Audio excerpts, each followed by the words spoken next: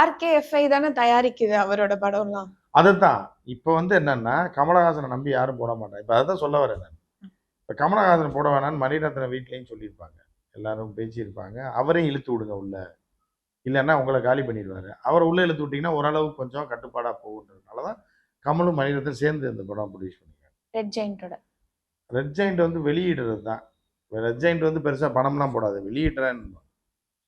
So இப்படி இருக்க காலகட்டத்தில் கொலை குத்தா ஒரு கதையை எடுத்து, கதையே இல்லாமல் படம் எடுப்போம்னு கேமரா மட்டும் எடுத்துகிட்டு போவாங்க டெய்லி. கமல் இப்படி வாங்க, மேலே இருந்து குதிங்க, ஐஸில் குதிங்க, அதில் கொடுங்க, நேபாளில் போங்க, இப்படியே எடுத்திருக்காங்க படத்தை. சரி அப்படின்னு எடுத்ததில் படம் சர்வநாசமாகி போச்சு.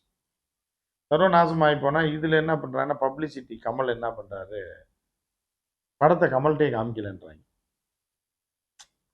கமல் வந்து ஒரு சில பேர் சொன்னாங்கன்னா, கமல் இந்த படத்தை போட்டு காமிங்க, என்ன எடுத்துருக்கீங்க அப்படிங்கும்போது நாயகன் 1 போட்டு காமிச்சிருக்காரு.